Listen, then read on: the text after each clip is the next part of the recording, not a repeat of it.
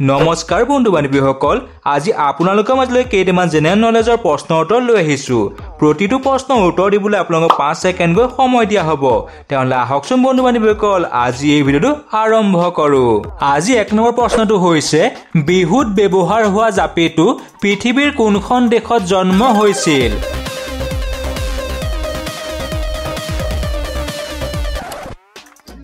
ইয়াৰ উত্তৰটো হৈছে চীন দেশত জন্ম হৈছিল।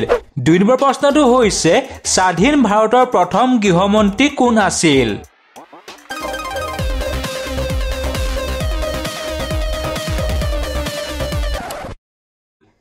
ইয়াৰ উত্তৰটো হৈছে চৰ্দাৰ বল্লভভাই পেটেল। আজি 3 নম্বৰ প্ৰশ্নটো হৈছে, কোনজন বিখ্যাত ফুটবল খেলুৱৈক ক'লা মুকুতা বুলি জনা যায়?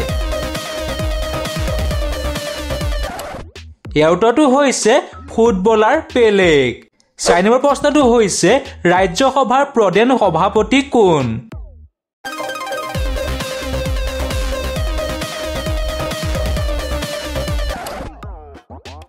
ইয়াৰ উত্তৰটো হৈছে উপ-ৰাষ্ট্ৰপতি। 5 নম্বৰ প্ৰশ্নটো হৈছে, গোটেই পৃথিৱীৰ ভিতৰত সকলোতকৈ ডাঙৰ বীজটোৰ নাম কি?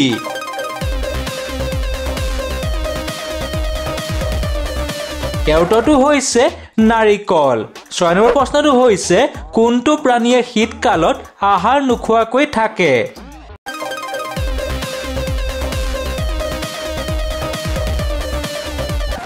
ইয়াৰ উত্তৰটো হৈছে ভেকুলী। 7 নম্বৰ প্ৰশ্নটো হৈছে, গোটেই পৃথিৱীৰ ভিতৰত সকলোতকৈ বেছি বিক্ৰী হোৱা বিস্কুটবিধৰ নাম কি?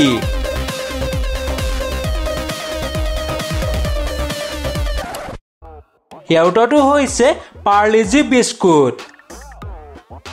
8 নম্বৰ প্ৰশ্নটো হৈছে, কি জন্তুৱে পোৱালি জন্ম দি 2 মাহলৈকে শুই থাকে?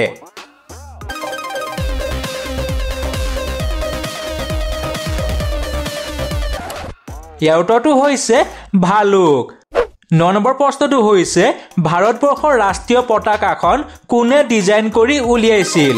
বন্ধু বান্ধৱীসকল, আমাৰ চেনেলটো ছাবস্ক্ৰাইব আৰু ভিডিঅ'টো লাইক কৰি দিব। ধন্যবাদ। ইয়াৰ উত্তৰটো হৈছে পিংগালী ভেংকায়াই।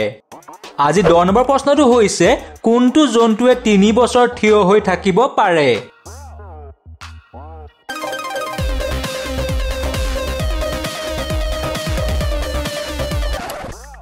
ইয়াৰ উত্তৰটো হৈছে ঘোঁৰা। আজি 11 নম্বৰ প্ৰশ্নটো হৈছে, অসমৰ ৰাজধানী দিছপুৰ হোৱাৰ পূৰ্বে কি আছিল? বন্ধু বান্ধৱীসকল, ইয়াৰ উত্তৰটো আপোনালোকে কমেণ্ট কৰি জনাই দিব। তেতিয়াহ'লে আজিলৈ ধন্যবাদ।